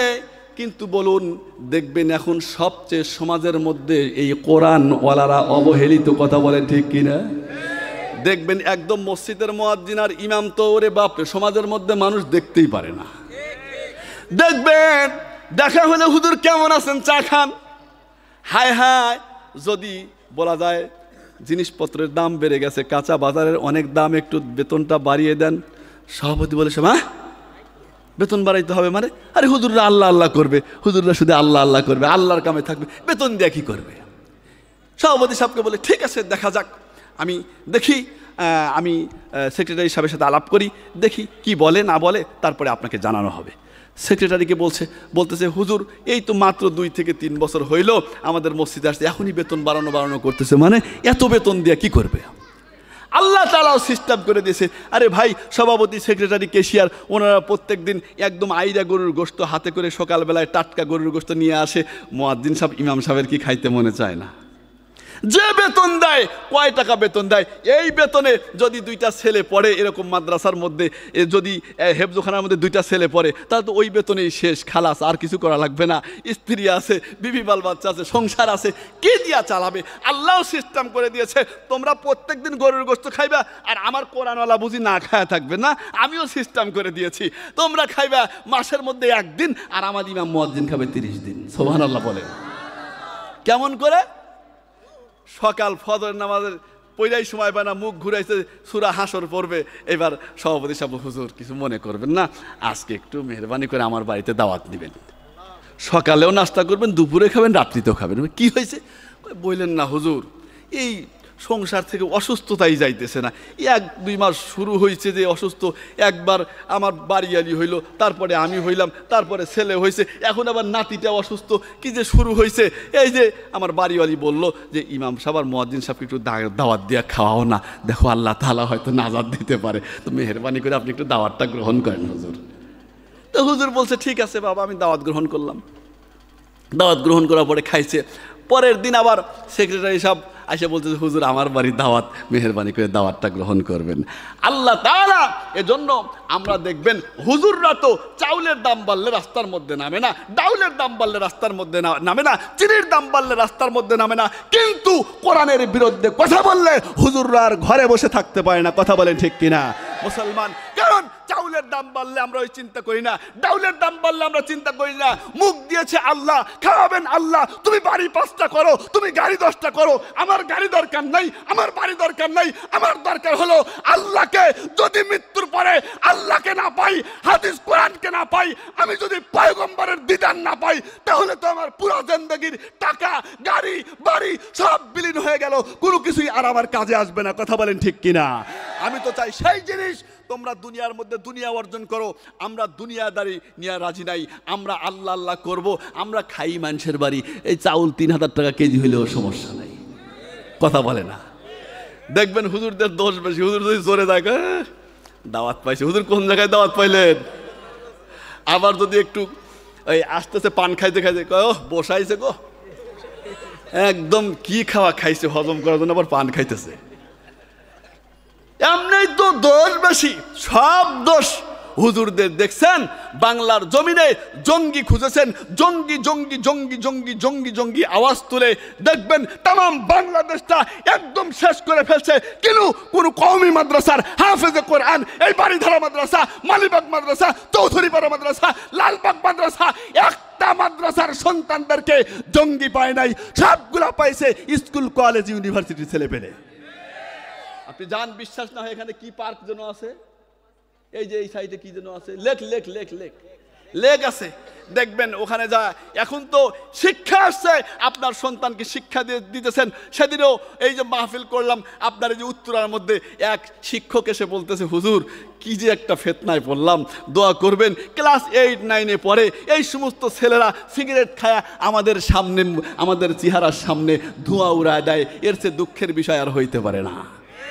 জানতো দারুন নাজাত তারতিলুল কোরআন মাদ্রাসায় আপনি ঢোকেন, একবার ঢুকে দেখবেন, আপনি ঢুকছেন তো আপনাকে রিসিভ করার জন্য ছেলেপেলেরা দাঁড়াবে, ওযু করতেছেন, ছেলেপেলেরা গামছা নিয়ে দাঁড়িয়ে আছে, হাত মুছিয়ে দিবে। এই সমস্ত সন্তান এরা যখন বড় হবে, হাফেজে কোরআন হবে, আলেম হবে, আল্লাহু আকবার, এদের মা বাবাকে ওই আপনার পাঠাবে বৃদ্ধাশ্রমে, ওই জায়গা না, এরা নিজেরা মা বাবার পায়ের মধ্যে তেল লাগিয়ে দেয়, তেল লাগিয়ে দেয়। মুসলমান ভাইরা রে আমার, এই দুনিয়ার মধ্যে দেখবেন কোরআনুল কারীম, যখন আমরা কোরআনের বিরুদ্ধে কথা বলবেন তখন দেখবেন কোনো মানুষ ইমানদার যদি হয় সেই মুসলমান বাড়িতে বসে থাকতে পায় না। কথা বলেন ঠিক কিনা? এখন আপনারা বলতে পারেন, হুজুর আমরাও তো কোরআন প্রেমিক, কিন্তু আমাদের গায়ে এত লাগে না, আপনাদের গায়ে লাগে কেন? কেন লাগে তাই জানেন? যদি আপনি একটা হুজুরকে গালি দেন তাহলে আমার গায়ের মধ্যে এসে লাগে। কথা বলেন ঠিক কিনা? আপনি যদি একটা কলেজ পড়ুয়া ছেলেকে গালি দেন, দেখবেন কলেজের একটা ছেলের গায়ে হাত উঠাইছে, সমস্ত কলেজের ছাত্ররা রাস্তার মধ্যে এসে ব্যারিকেড দিতে, বাস রিক্সা কোনো কিছু চলতে দেয় না। কথা বলেন ঠিক কিনা? মুসলমান এই জন্য এই যে কোরআনুল কারীমের বিপক্ষে যখন কথা বলবেন, পয়গম্বরের বিরুদ্ধে যখন কথা বলবেন, তখন তো আমরা সইতে পাই না, তখন আমাদের দিলের মধ্যে আর সহ্য হয় না। মুসলমান, আমাদের তো তোমাদের সঙ্গে আদালতি নাই, তোমাদের সঙ্গে দুশ্মনী নাই, কিন্তু এই বুকের এমন জায়গার মধ্যে পয়গম্বরকে জায়গা দিয়েছি, পয়গম্বরের বিরুদ্ধে কথা বললে দিলটা চৌচির হয়ে যায়, আর আমরা সহ্য করতে। আপনারা দেখেছেন আমরা যখন পয়গম্বরকে গালি দিয়েছে, লক্ষ লক্ষ ইমানদার জনতা রাস্তার মধ্যে নেমেছে। কথা বলেন ঠিক কিনা? কেন? পয়গম্বরকে দিলের মধ্যে জায়গা দিয়ে ফেলেছে। এ মুসলমান যুবক ভাই, তোমার পায়ের মধ্যে হাত, পাটা দেও আমার দিকে, আমি হাতটা তোমার পাটা আমি হাত দিয়ে ধরবো, ডাক দে বলবো, যুবক জিন্দেগির মধ্যে তুমি পয়গম্বরের সঙ্গে বেয়াদবি করো না, পয়গম্বরের সঙ্গে বেয়াদবি করিও না, কোরআনের সঙ্গে বেয়াদবি করিও না। কারণ যখন পয়গম্বরকে গালি দেয়, দুনিয়ার মধ্যে দেখবেন একটা ছেলে আর একটা মেয়েকে দুনিয়ার মধ্যে মহাব্বত করেছে, ওই মেয়েকে যদি কেউ গালি দেয়, ওই সন্তান সহ্য করতে পারে না। কথা বলেন ঠিক কিনা? জানো না তোমরা এই কান্নাওয়ালা চোখের বিরুদ্ধে কখনো কথা বইলো না। এই মাদ্রাসার মধ্যে সে দেখবা রাত যখন 3টা বেজে যায়, এই ছোট্ট মাসুম সন্তানগুলা রাত্রি 3টার পরে ঠান্ডা পানিতে ওযু করে কোরআনের মহাব্বত দিয়ে যখন এই কোরআন পড়তে যায়, এই কোরআন পড়ার কারণে আল্লাহ রাব্বুল আলামিনের পক্ষ থেকে এই মহল্লার মধ্যে, তোমাদের বাসার মধ্যে আল্লাহ তাআলা রহমত নাযিল করতে থাকেন। হে যুবক ভাইরা, বলুন তো দেখি, এই জায়গায় যে মানুষগুলো বসেছেন, একটা যুবক গ্যারান্টি দিতে পারবেন যে এই জায়গা থেকে বাসায় ফিরে যেতে পারবেন? তার কোনো গ্যারান্টি আছে? নাই, কোনো গ্যারান্টি নাই। আল্লাহ, আমারও গ্যারান্টি নাই, তোমারও গ্যারান্টি নাই। আমি তোমাদেরকে একটা জিনিস বোঝানোর জন্য বলি রে ভাই, একটু এই মুহূর্তে মনে মনে চিন্তা করো, চক্ষুটা বন্ধ করে দেয়, মাথাটা নিচু করে দাও, মাথাটা নিচু করে দিয়া একদম চক্ষুটা বন্ধ করে দিয়ে মনে মনে চিন্তা করো, এই মুহূর্তেই তো আমি বক্তাকে দেখলাম, সভাপতি সাহেবকে দেখলাম, আমার ডাইনে কে বসে আছে আমি তাকেও দেখলাম, বামে কে বসে আছে তাকেও দেখলাম, সামনে কে বসে আছে তাকেও দেখলাম। কিসের বাহাদুরি করো, কিসের ক্ষমতার দাপট দেখাও? বলো, একটা মুহূর্তের কোনো গ্যারান্টি নাই, একটা সেকেন্ডের গ্যারান্টি নেই। ফাইদা জা আজালুহুম লা ইস্তাখিরুনা সাআতাও ওয়া লা ইস্তাকদিমুন। हम सब मुसाफिर हैं, वही आखिर ठिकाना, कोई आगे रवाना है, कोई पीछे रवाना, कोई आगे रवाना है, कोई पीछे रवाना। ये যুবক ভাইরা, আমরা এই জায়গার মধ্যে বসেছি, আমরা কোরআনকে ভালোবাসি। এই মুহূর্তে আমি যদি বলি, দেখো অনেক মানুষগুলা কান্দে, অনেকের চোখের পানিগুলা দর দর করে ছেড়ে দিয়েছে। হে কোরআনের মহাব্বতে, পয়গম্বরের মহাব্বতে এমন মানুষ বসে আছে যাদের দিলটা পাথরের মতো হয়ে গেছে গুনাহ করতে করতে। তাদের চোখের মধ্যে পানি দেখবেন না। যারা গুনাহ কম করে তাদের চোখের দিকে তাকা দেখেন, দর দর দর দর করে টপ টপ টপ টপ করে চোখের পানিগুলা পড়তেছে। মুসলমান ভাইরা আবার আমরা এই জায়গার মধ্যে বসেছি যুবক ভাইরা, আমাদের লক্ষ্য আর টার্গেট একটাই, আল্লাহ রাব্বুল আলামিন মৃত্যুর পরে যেন আমাদেরকে জান্নাত দেয়। কথা বলেন ঠিক? মৃত্যুর পরে আল্লাহ তাআলা যেন কবরের আযাব মাফ করে দেয়। কে কে চান আল্লাহ কবরের আযাব মাফ করে দিন? দুটি হাত উঠা দেন, দুটি হাত একটু উঠা দেন, আল্লাহকে একটু ডাক দেন, আল্লাহ। হাত নামায়েন না। ইয়া আল্লাহ, ইয়া আল্লাহ, তোমার কুদরতি চক্ষুখানা দেয়া দেখো, কত মানুষগুলা হাউমাউ করে কান্দে, এরা কোনো কিছু চায় না, জাহান্নামের আগুন থেকে মুক্তি চায়। আল্লাহ, তোমার কুদরতি চক্ষুখানা দেয়া দেখো, এমন কোনো মানুষ নাই তার চোখের মধ্যে পানি নাই। আল্লাহ, এরা একটা জিনিস চায়, জাহান্নামের আগুন থেকে মুক্তি চায়। আল্লাহ, আমার যুবক ভাইদেরকে কবুল করে নাও। আল্লাহ, আমার যুবক ভাইদেরকে জাহান্নামের আগুন থেকে মুক্তি দিয়ে দাও। হাত নামান ভাই, হাতটা নামান।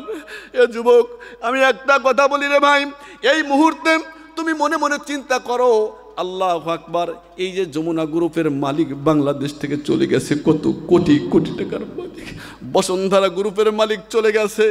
তুমি এই মুহূর্তে চিন্তা করো, আমিও আর দুনিয়ার মধ্যে নাই। একটু চক্ষুটা বন্ধ করো, মনে মনে চিন্তা করো, ওই যে মসজিদ থেকে 4 বিহালার পালকিটা নিয়ে এসে আমার বাসার গ্যারেজের নিচে রেখেছে। আত্মীয় স্বজনগুলো কাঁদে। আল্লাহ, ইমাম সাহেব দৌড়ে আসছে, আসার পরে গায়ের মধ্যে যে ওই যে 1500 3000 টাকার গজের কাপড়ের জামা পরে আছেন, গেঞ্জি পরে আছেন, এই জামাটার খোলার কোনো ক্ষমতা নাই। এইবার ধারালো কেচি দিয়া ক্যাচ ক্যাচ করে কাটতেছে। আল্লাহ, কাটার পরে আল্লাহর বান্দার জন্য একদল মানুষ চলে গেছে মাইকিং করার জন্য, আর একদল মানুষ পানি গরম করে, আর একদল মানুষ কাপড় আনার জন্য রেডি হয়ে যায়। আল্লাহর বান্দাকে দুনিয়া থেকে চির বিদায় দিবে। মানুষগুলা একজন কান্নাকাটি করে, সন্তানও কান্দে, বিবিও কান্দে, আত্মীয় স্বজনও কান্নাকাটি করে। আল্লাহ, কান্নাকাটি করতে করতে এমন মুহূর্ত হয়ে যায়, জানি না এই জায়গার মধ্যে অনেক পাগল আছে আমার মতো, কে যেন বসে আছে, যার মা দুনিয়া থেকে বিদায় নিয়ে চলে গেছে, বাবাও দুনিয়া থেকে বিদায় নিয়ে চলে গেছে। অনেক পাগল বসে আছে, জানি না কার যেন মা বাবা নাই। আমারও মা বাবা নাই। দেখি মা বাবা কার কার নাই এই জায়গার মধ্যে, দেখি কার কার মা বাবা নাই। আল্লাহ, অনেক সন্তান বসে আছে, হাতটা নামান। খোদার কসম করে বলি, এ যুবক, যদি মা বাবার মহাব্বতে এক ফোঁটা চোখের পানি ফলাইতে পারো, এক ফোঁটা চোখের পানির কারণে আল্লাহ রাব্বুল আলামিন তোমার মা বাবার কবর আযাবকে মাফ করবে। আমার মাঝে মধ্যেই মনে হয় দুনিয়া তো বড় কঠিন জিনিস। মাঝে মধ্যেই মনে হয় যখন রাতের গভীরে বালিশের মধ্যে মাথা দেয়, এ যুবক, তোমাদের অনুরোধ করে বলি রে ভাই, কখনো মানুষের হক মারবা না। তুমি যখন রাত গভীর হয়ে যায়, বালিশের মধ্যে মাথা দিয়ে একা একা চিন্তা করবা, আমি কোন জায়গার মধ্যে চাঁদাবাজি করলাম, কার হক নষ্ট করলাম। খোদার কসম করে বলি, কিয়ামতের ময়দানে আল্লাহ রাব্বুল আলামিন তোমার ব্যক্তিগত গুনাহ মাফ করে দিতে পারে, কিন্তু তুমি হক নষ্ট করে থাকলে ওই হক আল্লাহ তাআলা তোমাকে মাফ করবে না। এই জন্য মুসলমান ভাইরা আমার, এই জায়গার মধ্যে অনেক মানুষ বসে আছি, মা নাই বাবা নাই, আমারও মা নাই বাবা নাই, দুনিয়া থেকে চলে গেছে রে বাবা। কিন্তু অনেক মানুষ আছে, যুবক ভাইরা আছে, অনেকে এই দুনিয়ার মধ্যে এখনো আছে যারা মা বাবার সঙ্গে বেয়াদবি করে ফেলে, অনেক আছে না। এই মুহূর্তের মধ্যে তওবা করে যাও, তওবা করে যাও। আল্লাহ যদি কোনো যুবক কোটি কোটি টাকা অর্জন করেছো, মা বাবার সঙ্গে বেয়াদবি করেছো, তুমি কাবার গেলাপ ধরে দোয়া করলেও আল্লাহ দোয়া কবুল করবেন না। তোমার কোটি কোটি কোটি টাকা থাকতে পারে, গাড়ি থাকতে পারে, বাড়ি থাকতে পারে, কিন্তু সংসারের মধ্যে আল্লাহ শান্তি দিবেন না যদি মা বাবা নারাজ হয়ে যায়। এই জন্য অনেক যুবক মা বাবার সঙ্গে জিন্দেগির মধ্যে বহুত বেয়াদবি করে ফেলেছো। এইখান থেকে বাড়িতে ফিরে যাও, বাসার মধ্যে গিয়ে মাকে ডাক দা, বলো মা গো, আব্দুল সালাম ওসমানী সিরাজগঞ্জ থেকে এসেছিল আমাদের বাড়ি ধারার মধ্যে। সে বলেছে তোমার সঙ্গে বেয়াদবি করলে নাকি আল্লাহ ইবাদত কবুল করবেন না। মাগো তোমার কাছে মাপ চাই, আমাকে ক্ষমা করে দাও। ওই মা দেখবা তোমাকে হাত ধরতে দিবে না, বুকের মধ্যে টেনে নিয়ে ডাক দেবে, বলবে পাগল আমি কি তোর ওই কথায় ব্যথা পেয়েছি। যুবক ভাইরা, কত জিন্দগির মধ্যে বন্ধু বান্ধবের আড্ডায় পরে কত টাকা নষ্ট করলা, ওই টাকাটা নষ্ট না করে তোমার বাবাকে একটু তুমি একটা কমলা কিনে দাও, তোমার বাবাকে 100 গ্রাম আঙ্গুর কিনে দাও, তোমার মাকে তুমি একটা কমলা কিনে দাও। খোদার কসম করে বলি, তুমি লক্ষ লক্ষ টাকা যুবকদের পিছনে খরচ করবা, আর তোমার মা বাবার পিছনে 50 টাকা দিয়ে একটা কমলা কিনে নিয়ে এসে যে দোয়া পাইবা, অন্যদের পিছনে লাখ টাকা খরচ করেও তোমার সেই দোয়া পাওয়ার সম্ভাবনা নাই। এ মুসলমান ভাইরা আমার, এই জন্য আমি জানি যখন আমি এই বাড়িধারা মাদ্রাসার মধ্যে পড়ি তখনও যমুনা সেতু হয় নাই। ওই মুহূর্তে আমরা যখন এই বাড়িধারার মধ্যে পড়ি তখন তো ফোন ছিল না, টেলিফোনে কথা বলা লাগতো। আমার মা সবচেয়ে ছোট সন্তান, আমাকে আমার জন্য সবসময় কান্নাকাটি করতো। আল্লাহ, এই যখন আমি এই ঢাকার মধ্যে দাওরা হাদিস পরীক্ষা দেই, সেই বছর আমার মা বড় অসুস্থ হয়ে গেল। আমি পরীক্ষার হল থেকে বের হইলাম, হওয়ার পরে দৌড় বাড়ির দিকে চলে গেলাম। যাওয়ার পরে আল্লাহ দেখি আমার মা অসুস্থ, রাত্রি 3টা বাজে। ওই মুহূর্তের মধ্যে শীতের রাত, ওযুটা করে এসে আমি মাত্র মার পাশে বসলাম। পাশে বসার পরে সূরা ইয়াসিনটা তেলাওয়াত শুরু করলাম। আল্লাহ, সূরা ইয়াসিন যখন তেলাওয়াত শুরু করলাম, মা ধীরে ধীরে শান্ত হইতেছে। আমি দেখে বুঝলাম হয়তো আর বেশি সময় বাঁচবে না। সূরা ইয়াসিন আরো বেশি বেশি তেলাওয়াত করা শুরু করলাম। কই যাবে আল্লাহ, কি বলবো? এই যে হাফেজে কোরআন, এই জায়গার মধ্যে যারা হাফেজে কোরআন হইলে কত মানুষ আছে রিক্সাওয়ালার ছেলে, কত মানুষ আছে ঠেলাওয়ালার ছেলে। আজকে যে হাফেজে কোরআন হইল, এই দুনিয়ার মধ্যে কোটি কোটি টাকার মালিক হইতে পারে, কিন্তু এই সন্তানের বাবার মতো ভাগ্যবান মানুষ দুনিয়ার মধ্যে আর থাকতে পারে না। এই তো কিছুদিন পূর্বে জয়পুর হাটের মধ্যে আমি 15 জন ছেলেকে একসঙ্গে পাগড়ি দিলাম। আল্লাহ, সবচেয়ে ছোট ছেলে যে, ওই ছেলেটা কোরআনের হাফেজ হয়েছে, ওই ছেলেটা হাউমাউ করে কান্নাকাটি করতেছে, ওর বাবার সামনে বসে কাঁদছে। ওর বাবা ওই মাঝখান থেকে করে কান্না শুরু করে দিয়েছে। আমি বললাম কি হয়েছে? আল্লাহর বান্দা কথা বলতে পারে না, শুধু বলতেছে হুজুর, আমার জিন্দগির মধ্যে বড় আশা ছিল আমার সন্তানকে হাফেজে কোরআন বানাবো। আমি রিক্সা চালিয়ে খাই, আমার এই কষ্টের টাকা দিয়ে আমার চিন্তা ছিল আমি সব সময় নামাজ পড়ি, 5 ওয়াক্ত নামাজ পড়ি, আল্লাহর কাছে দোয়া করি, আল্লাহ কত টাকাওয়ালাদের ছেলে হাফেজে কোরআন হয়, আমার চাওয়ার মতো কোনো কিছু নেই। আমি তোমার কাছে একটা জিনিস চাই, আমার সন্তানকে তুমি হাফেজে কোরআন বানাইয়া দাও। হে মুসলমান ভাইরা আমার, হাফেজে কোরআন তাদের দাম কি পরিমাণ, কত উচ্চতে আল্লাহ তাআলা রাখবেন, আল্লাহু আকবার। তাদের মর্যাদা কি, আমি ওই দিকে যাইতেছি মুসলমান। আমি সামনের দিকে একটু যাব। আমি যেই কথা বলতেছিলাম, আল্লাহ শেখ আব্দুল বাসিত রহমাতুল্লাহ আলাইহি উনি ডাকদা বলেন, আল্লাহু আকবার। জামাল আব্দুল নাসের উনি ওই রাশিয়া থেকে ফিরে আসলেন আর আল্লাহর কাছে দোয়া করতেছেন, আল্লাহ তোমার কাছে পানা চাই, তোমার কাছে আমি সাহায্য প্রার্থনা করি। আল্লাহ তোমার এই কোরআনের শান আর মানকে উঁচু করার জন্য ওই রাশিয়ার মস্কোর মধ্যে তুমি আরেকবার বিশ্ব নেতৃবৃন্দের কনফারেন্সের ব্যবস্থা করে দাও। আল্লাহু আকবার বলেন, আর বলেন আল্লাহু আকবার। ছুটে যায় শাহজালালের নির্ভীক সৈনিকেরা, খতম কর গোবিন্দরই চেলা চামুন্ডাগুলা। ওলিদের এই ভুবনে বিপ্লবেরই মশাল জ্বালা, ওলিদের এই ভুবনে বিপ্লবেরই মশাল জ্বালা। ছুটে যায় শাহজালালের নির্ভীক সৈনিকেরা, খতম কর গোবিন্দরই চেলা চামুন্ডাগুলা। মুসলমান ভাইরা আমার, এই জন্য যুবক ভাই, এই দুনিয়ার মধ্যে আবারও যদি পয়গম্বরকে নিয়ে কেউ ব্যঙ্গ করে, কোরআন নিয়ে যদি কেউ ব্যঙ্গ করে, আমরা মানতে রাজি নাই। কথা বলেন ঠিক কিনা?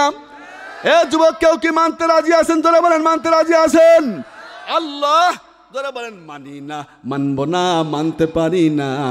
আল্লাহ রাসূলের অবমাননা মানি না, মানব না, মানতে পারি না। আল্লাহ রাসূলের অবমাননা।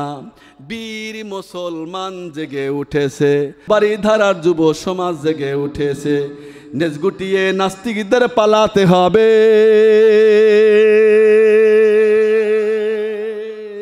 নতুন বাজারের যুব সমাজ জেগে উঠেছে।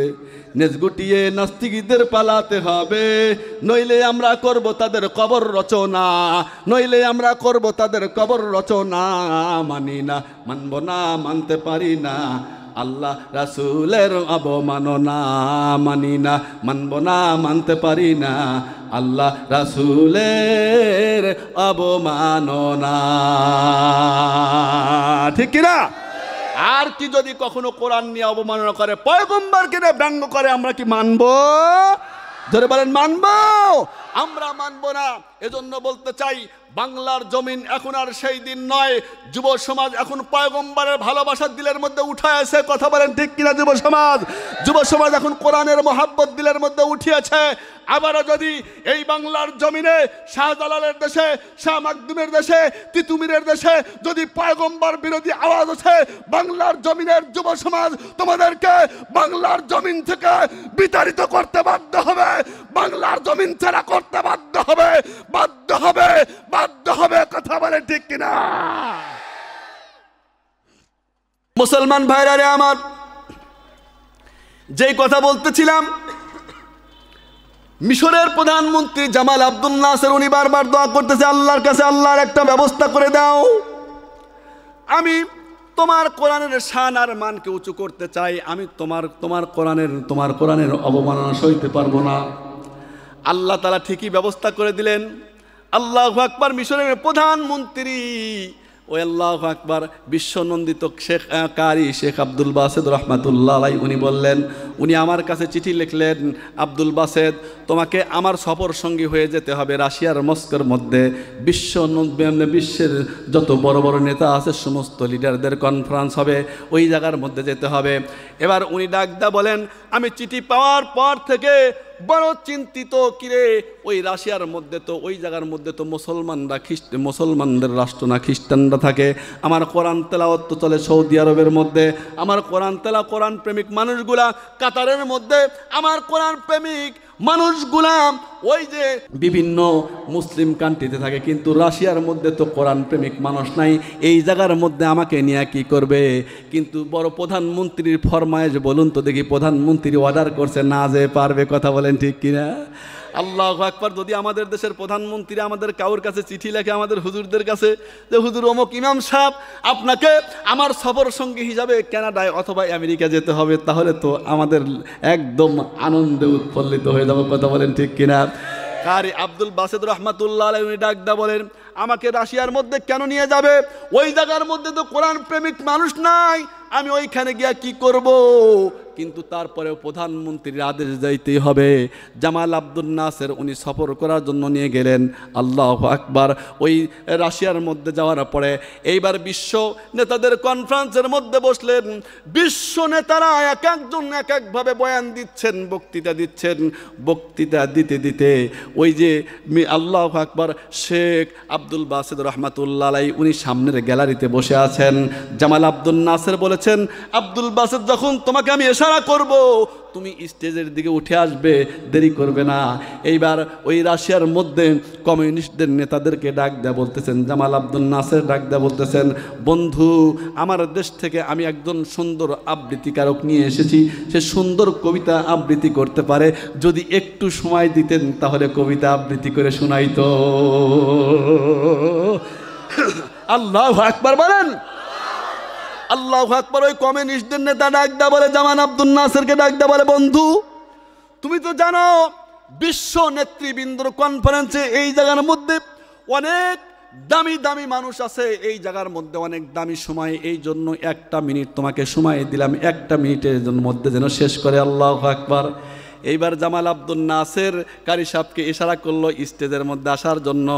আসার পরে বিশ্ব নন্দিত কারি শেখ আব্দুল বাসেদ রহমাতুল্লাহ আলাইহি উনি চিন্তা করলেন, হায় হায়, এটা তো ইহুদিদের দেশ, খ্রিস্টানদের দেশ, এরা তো কেউ কোরআন প্রেমিক না, আমি কি বয়ান দেবো আর কি তেলাওয়াত করব, আমি কোন জায়গা থেকে তেলাওয়াত করব, আমার তো বুঝে আসে না।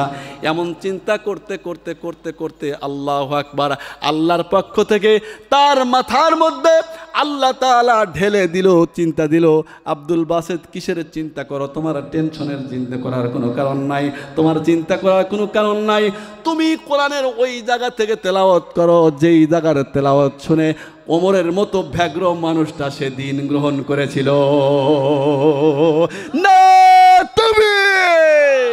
নারায়ে তাকবীর।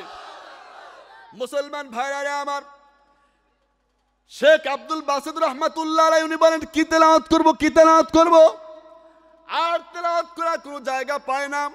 আল্লাহু আকবার। আল্লাহর পক্ষ থেকে যখন এমন কথা আসলো, আল্লাহ এইবার কারি আব্দুল বাসেদ রহমাতুল্লাহ আলাইহি উনি তেলাওয়াত করতেছেন, তাহা মা আনজালনা আলাইকাল কুরআনা লিতাশকা। আল্লাহু আকবার বলেন, আল্লাহু আকবার। এ মুসলমান ভাইরা আমার, এই কোরআন এমন একটা জিনিস, এই কোরআনের স্পর্শে আসলে কাফের ইমানদার হয়। আল্লাহু আকবার জোরে বলেন। এই কোরআন এমন একটা জিনিস, গাঞ্জাখোর যদি এই কোরআনের স্পর্শে আসে গাঞ্জা ছেড়ে দেয়, ইয়াবাখোর যদি আসে ইয়াবা ছেড়ে দেয়, মদখোর যদি আসে তাহলে মদ ছেড়ে দেয়। আল্লাহ যত অভদ্র মানুষ আসে এই কোরআনের স্পর্শে আসলে আল্লাহু আকবার, কোরআনের বরকতে আল্লাহ তাআলা তাকে ভদ্র বানায় দেয়। সুবহানাল্লাহ ডাক দেয়া বলেন। এইবার যখন কোরআন তেলাওয়াত করতেছে, 1 মিনিট সময় দিয়েছে শেখ আব্দুল বাসেদ রহমাতুল্লাহ আলাইহি, উনি তো যে কোনো কারি না। দেখবেন আমাদের বাংলাদেশের মধ্যে আল্লাহ তাআলা এই আল্লাহু আকবার কি সন্তান জন্ম দিয়েছেন, সালেহ আহমদ তাকরিম। কথা বলেন, কথা বলেন।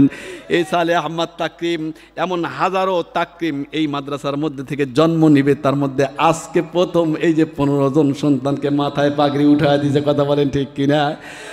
এ মুসলমান, আজকে বিশ্বের মধ্যে বাংলাদেশের মানকে উঁচু করেছে বাংলার জমিনের হাফেজে কোরআন। কথা বলেন ঠিক কিনা? কিন্তু তাদের পিছনে 4 আনা খরচ করা হয় না, তাদের পিছনে সরকারের পক্ষ থেকে 1 টাকাও দেওয়া হয় না। যাদের পিছনে লক্ষ লক্ষ টাকা খরচ করা হয়, ক্রিকেটের পিছনে লক্ষ লক্ষ টাকা খরচ করা হয়, ফুটবলের পিছনে কোটি কোটি টাকা খরচ করা হয়, কই তারা তো কোনোদিন কিছুই নিয়ে আসতে পারলো না। কিন্তু আমাদের এই দেশের হাফেজে কোরআন 117টা দেশ, 119টা দেশ, 128টা দেশ, সব দেশকে হার মানায়া বাংলার জমিনের আল্লাহু আকবার এই লাল সবুজের পতাকাকে উড্ডীন করেছে। কথা বলেন ঠিক কিনা? মুসলমান ভাইরা আমার, শুধু তাই নয়, এইবার শেখ আব্দুল বাসেদ রহমাতুল্লাহ আলাইহি উনি দেখবেন তেলাওয়াত করতেছেন, চক্ষুটা বন্ধ করেছেন, এইভাবে হেলে আর দোলে, দেখবেন হেলে আর দোলে, কোরআনুল কারীম সামনে নিয়ে হেলে আর দোলে কিনা জোরে বলেন।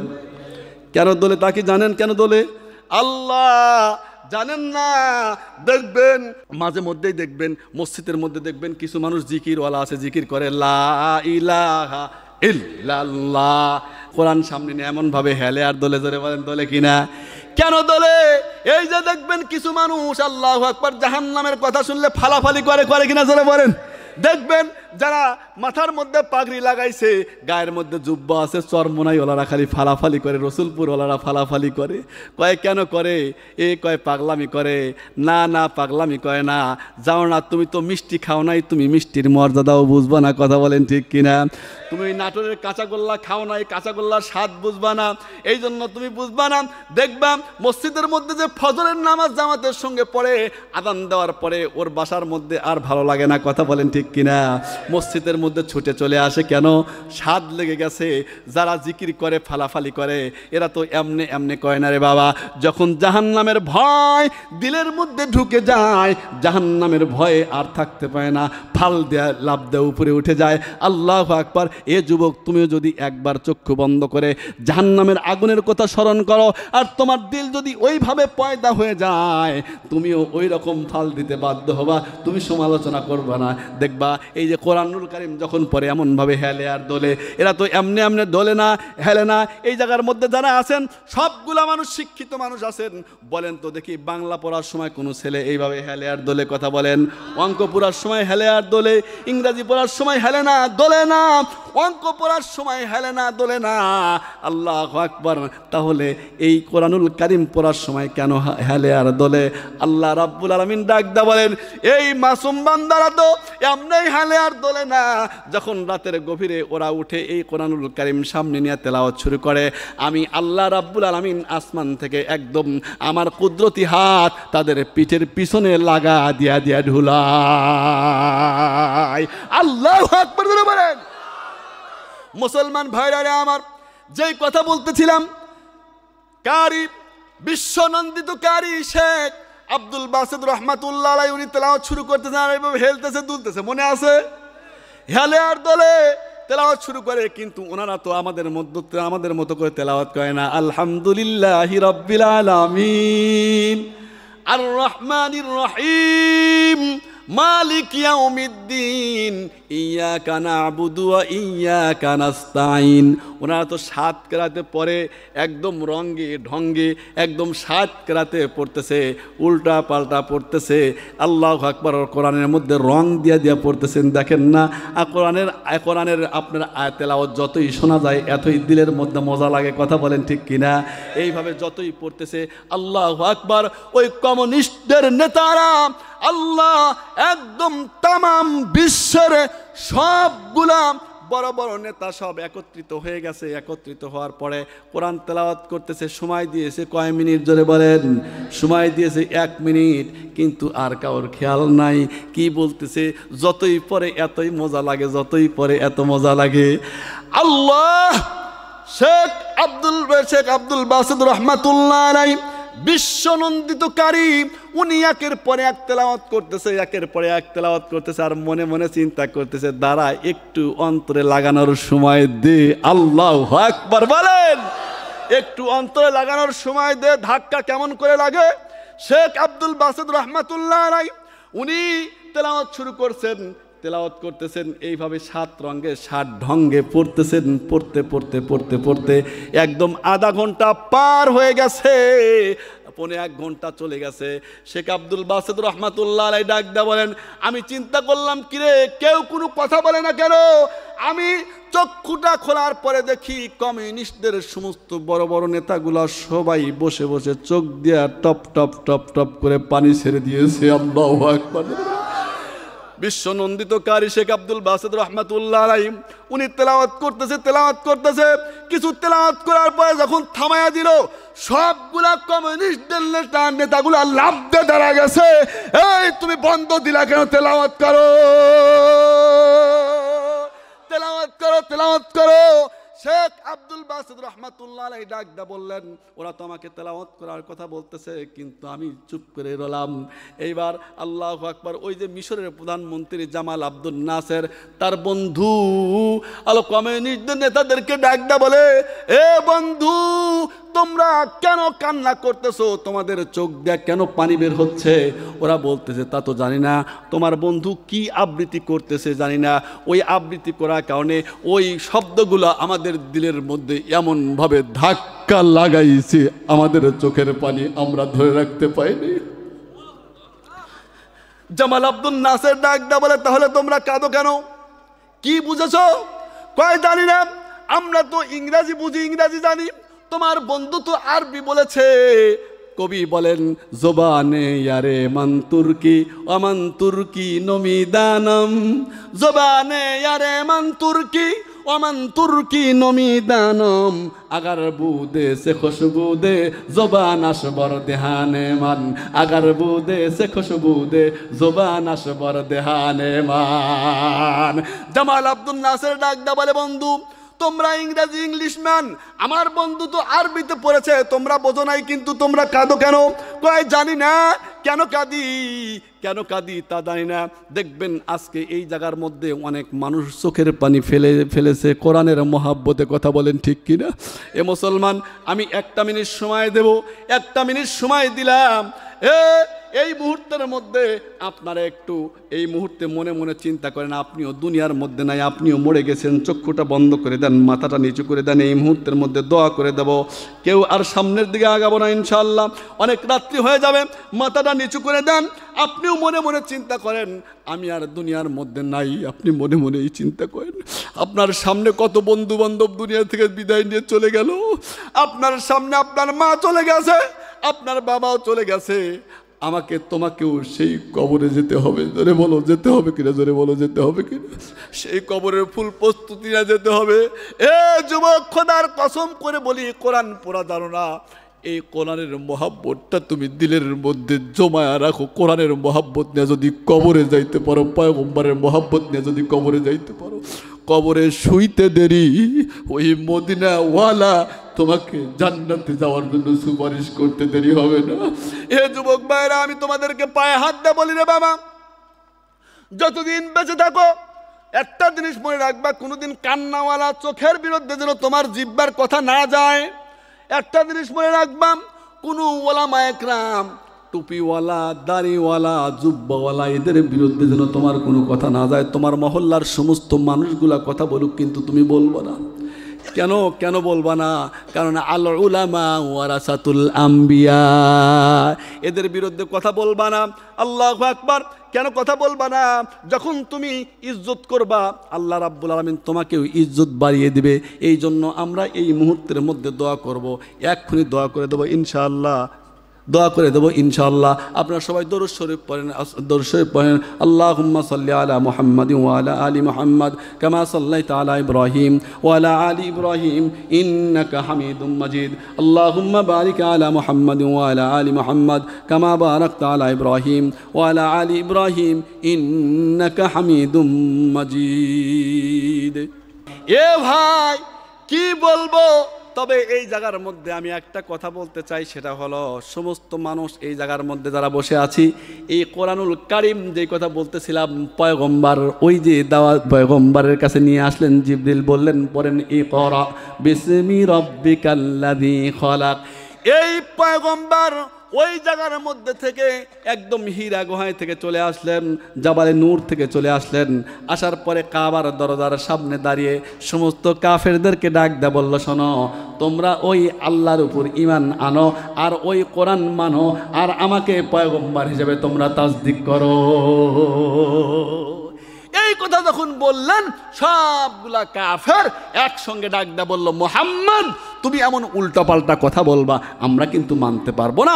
আর মুহাম্মদ সাল্লাল্লাহু আলাইহি ওয়াসাল্লাম এমন জায়গায় দাঁড়িয়ে কথা বলেছে, কাবার দরজার সামনে, যেই জায়গায় দাঁড়ায়া দোয়া করতে দেরি আল্লাহ তাআলা কবুল করতে দেরি করেন না। আল্লাহু আকবার জোরে বলেন। আর দাওয়াত দিচ্ছে কিসের? কোরআন। দাওয়াত দিচ্ছে কিসের? কোরআনের দাওয়াত দিতেছে। এখন পয়গম্বরকে বলতেছে, মুহাম্মদ, তুমি এই উল্টাপাল্টা কথা বলিও না। আল্লাহর পয়গম্বর বলতেছে, দেখো, আমি তো আমার থেকে কোনো কথা বলি না, আমি আল্লাহ থেকে যা আসে আমি তাই বলি।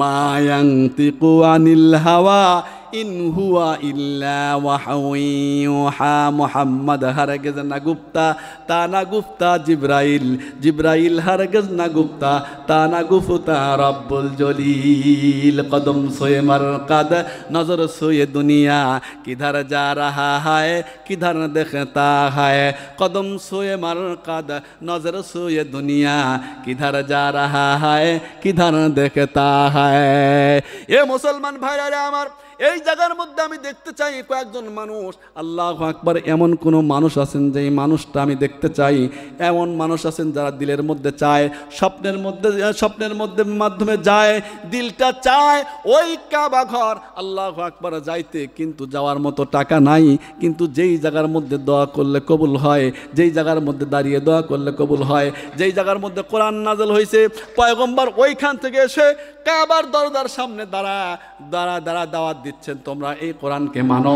এখন আল্লাহর পয়গম্বরের দাওয়াত মানে না কিন্তু এমন জায়গার মধ্যে থেকে দাঁড়িয়ে দাওয়াত দেয় যেই জায়গার মধ্যে থেকে কথা বলতে দেরি আল্লাহর কাছে বলতে দেরি আল্লাহ রাব্বুল আলামিন কবুল করতে দেরি করেন না এই জায়গার মধ্যে আমাদের সবারই যাইতে মনে চায় না কথা বলেন যাইতে মনে চায় না আল্লাহ ওই কাবা ঘর আমার সব ভাইদেরকে দেখার মতো তৌফিক দিয়ে দিয়ে যাবেন আমিন আরে যাবেন আমিন আল্লাহ তাআলা আমাকে 35 থেকে 40 বার ওই কাবা দেখার মতো তৌফিক দান করেছেন এটা আমার কোনো যোগ্যতা না অভিজ্ঞতা না আমি দোয়া করব আপনাদের জন্য আল্লাহ তাআলা যেন আপনাদেরকেও দেখান ধরে বলেন আল্লাহুম্মা আমিন এ যুবক ভাই অনেকেই দেখবেন আল্লাহ অনেকের মনের মধ্যে কষ্ট আল্লাহ টাকা নাই পয়সা নাই আল্লাহ তোমার ঘর দেখতে চাই এমন মানুষ আছে কিনা জোরে বলেন টাকা পয়সা দিয়ে তো ওই কাবা ঘরে যেতে পারবে না ক্ষমতা দেওয়া যেতে পারে না যদি আল্লাহ তাআলা কবুল করেন তবেই গিয়ে উনি যেতে পারবেন আমি দোয়া করব আপনাদের জন্য যুবক ভাইদের জন্য দোয়া করব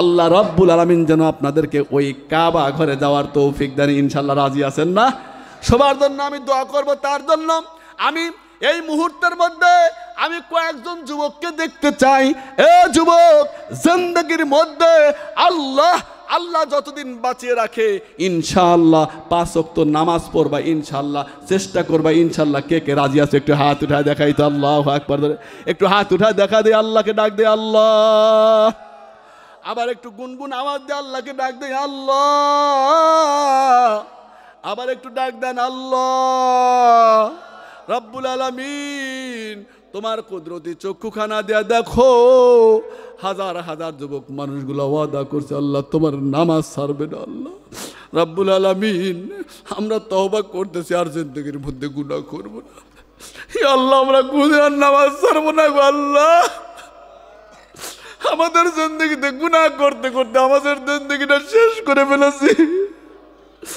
আল্লাহ তোমার যুবকদেরকে নিয়ে হাত উঠাইছে আল্লাহ তোমার কুদরতি চক্ষু করা দিয়ে দেখো তোমার যুবকগুলো কেমন করে কান্দে আল্লাহর সামনে বসে মাসুম বান্দাগুলা কান্দে চুল পাকা দাড়ি পাকা মানুষগুলা কান্দে তওবা করতেছি আর জিন্দেগির মধ্যে নামাজ ছাড়বো না আল্লাহ আমার সমস্ত যুবক ভাইদেরকে তুমি কবুল ও মঞ্জুর করে নাও সবাই একটু হাত উঠা দেন আলহামদুলিল্লাহি রাব্বিল আলামিন রব্বানা ইয়া রব্বানা ইয়া রব্বানা মাফ করে দাও আমাদের জিন্দেগির সব গুনাহ কত গুনাহ করছি আল্লাহ গোপনে তুমি আল্লাহ মাফ করে দাও নিজ গুনে ইয়া আল্লাহ গরকে দুনিয়া গুনাহ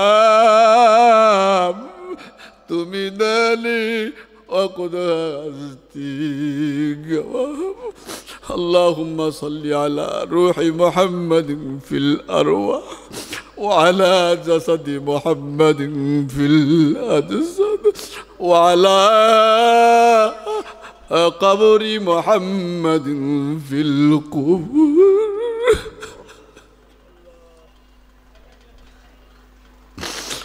يا الله তোমার কুদরতি চক্ষুখানা দাদা কম কত ইমাম সামরাম কত ওলামা একরামদেরকে নিয়ে হাত উঠাইলাম আল্লাহ আমার যুবক ভাইদেরকে নিয়ে হাত উঠাইলাম আল্লাহ যতগুলা হাত উঠাইলো তার মধ্যে সবচেয়ে নালায়েক সবচেয়ে গুনাহগার সবচেয়ে নাখান্দা আমি গো আল্লাহ আল্লাহ আমার হাতের দিকে না তাকাইয়া যেই দুইখানা হাত তোমার কাছে পছন্দ হয় ওই দুইখানা হাতের ছিলে আমাদের তামাম জিন্দেগির গুনাহগাত মাফ করে দাও ইয়া আল্লাহ।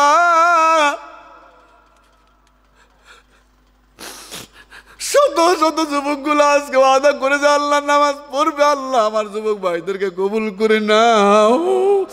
ইয়া আল্লাহ তওবা করতেছি, আর জিন্দেগির মধ্যে গুনাহ করব না। ইয়া আল্লাহ তওবা করতেছি, আর কোনদিন নামাজ ছেড়ে দেব না গো আল্লাহ রাব্বুল আলামিন। তওবা করতেছি, আর জিন্দেগির মধ্যে কোরআনের সঙ্গে বেয়াদবি করব না, তোমার পয়গম্বরের সঙ্গে বেয়াদবি করব না।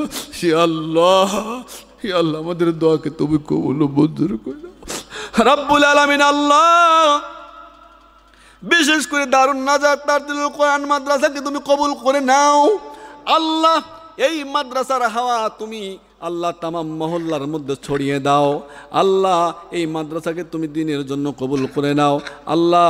আমার বন্ধু বড় মহাব্বতের মানুষ মাওলানা জুনায়েদ সাহেবকে কবুল করে নাও আল্লাহ। আমার বন্ধু মাওলানা শহীদুল ইসলামকে কবুল করে নাও আল্লাহ। আরও অনেক পরিচিত মৌলামা একরাম আছে আল্লাহ, তাদেরকে তুমি কবুল ও মঞ্জুর করে নাও রব্বুল আলামিন। আল্লাহ জানি না কে যেন অসুস্থতায় ভুগতেছে আল্লাহ, তাকে তুমি পরিপূর্ণ সুস্থতা দান করে দাও আল্লাহ। অনেকের টাকা নাই চিকিৎসা করার আল্লাহ, তুমি তো আল্লাহ ইচ্ছা করলে ডাক্তারের দরকার হয় না, ওষুধের প্রয়োজন হয় না আল্লাহ, তুমি সুস্থতা দান করে দাও আল্লাহ। আল্লাহ জানি না অনেকের সংসারের মধ্যে অশান্তিতে ভুগতেছে আল্লাহ, তাদের সংসারে তুমি শান্তি ফিরিয়ে দাও। অনেক ভাইরা আছে ঋণগ্রস্ততায় ভুগতেছে আল্লাহ, তাদের ঋণকে পরিশোধ করার মতো তৌফিক দেয়া দাও গো আল্লাহ রাব্বুল আলামিন। আমরা যারা হাত উঠাইলাম জানি না কার যেন মা নাই বাবা নাই রাব্বুল আলামিন, জানি না কার যেন জনম দুঃখিনী মা দুনিয়া থেকে বিদায় নিয়ে চলে গেছে। অনেক মা বোনেরা আমাদের মাইকের আওয়াজ শোনে আল্লাহ, জানি না কোন মা যেন মা হারা বাবা হারা সন্তান হারা মা হাত উঠাইল আল্লাহ। তুমি বলেছো যদি কোনো মা বাবা হারা সন্তান হাত উঠা চোখের পানি ছেড়ে দেয়, তাদের চোখের পানি নাকের ডগায় আসার পূর্বেই তার মা বাবার কবরের আযাবকে মাফ করে দেয় আল্লাহ। তোমার কুদরতি চক্ষুখানা দিয়ে দেখো কত মা বাবা হারা পাগলগুলো হাত উঠা আমিন আমিন করে। ইয়া আল্লাহ দেখো রাতের গভীরে পাগলের মতো কেমন করে কান্দে আল্লাহ, তোমাকে ডাকতেছে, সবাই একটু ডাক দেন আল্লাহ। আবার একটু গুনগুন আওয়াজ দিয়ে আল্লাহকে ডাক দেন আল্লাহ। আল্লাহ পাগলের মতো ডাকে, এরা কোনো কিছু চায় না, জাহান্নামের আগুন থেকে মুক্তি চায় গো আল্লাহ।